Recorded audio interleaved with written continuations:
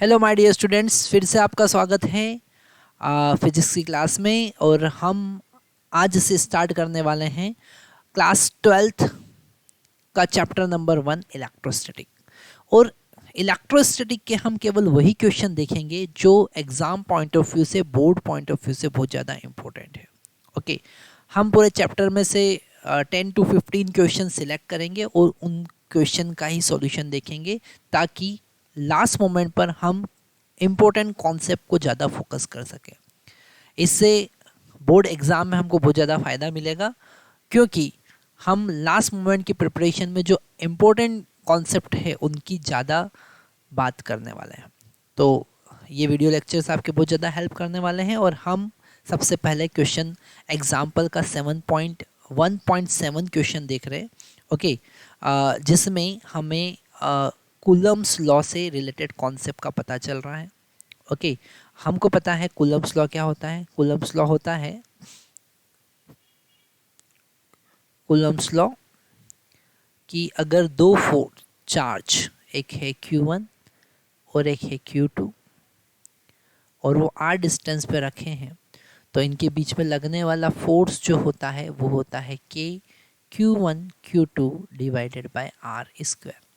Okay, it is directly proportional to the product of charge and inversely proportional to the square of distance between them.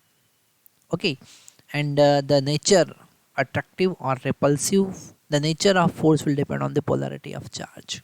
और इसी से related हमारे पास में question यहाँ पर 1.7 question है। यहाँ पर k का वैल्यू हमको पता है 9 इंटू 10⁻9, और इसका यूनिट हम यहाँ से निकाल सकते हैं। यूनिट होगा न्यूटन मीटर स्क्वायर पर कूलम स्क्वायर। ओके, तो यहाँ पर हमारे पास क्वेश्चन क्या है, कंसिडर क्या charge Q, Q and minus Q place at the vertices of equilateral triangle as shown in figure 1.10। What is the force on each charge. Okay, सबका magnitude यहाँ पर इक्वल है, पर यहाँ पर हमें ध्यान देना है कि एक चार्ज नेगेटिव है। ओके, तो अगर हमने वर्टेक्स C पर माइनस क्यू रखा है, वर्टेक्स A पर Q रखा है, वर्टेक्स B पर भी Q रखा है, हमको हर एक चार्ज पे फोर्स फाइंड करना है। बड़ा इंपॉर्टेंट क्वेश्चन है, जरा ध्यान से हमको समझना है। हम यहाँ पर रेड कलर ले लेते हैं। हम बात कर रहे हैं एट वर्टेक्स इस डायग्राम के according at A. Okay, force on charge at A, force on charge at ए।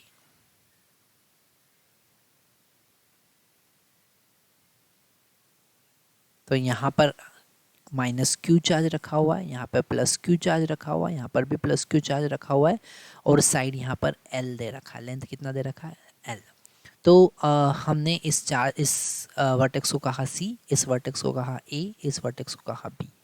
इस ए को थोड़ा सा ऊपर लिख लेते हैं हम, it is a. Okay, it is a. तो यहाँ पर अगर हम फोर्स की बात करें, है ना, तो ये बी के कारण जो फोर्स होगा वो रिपल्सिव होगा, दैट इज़ एफ बी। और सी के कारण फोर्स जो होगा वो अट्रैक्टिव होगा, दैट इज़ एफ सी। और एफ सी और एफ बी का जो मैग्नीट्यूड होगा वो सेम होगा, के Q square divided by L square.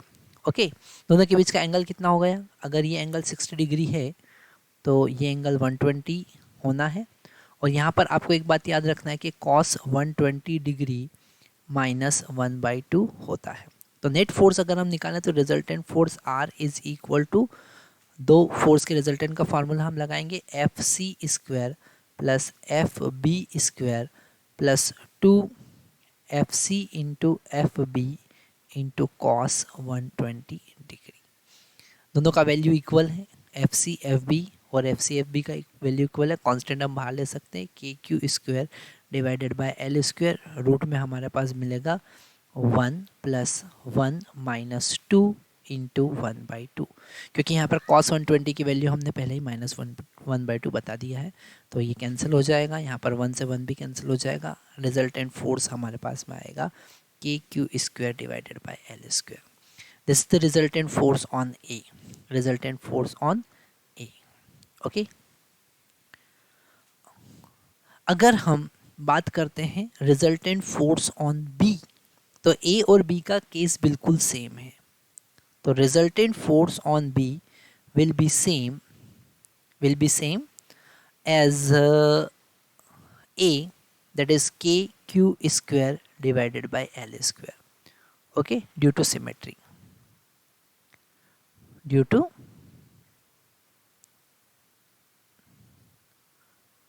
symmetry. Okay, अगर हम C की बात करें, okay, हम बात करते हैं फोर्स ऑन C. इसके लिए हम ऑरेंज कलर ले लेते हैं. Force on C.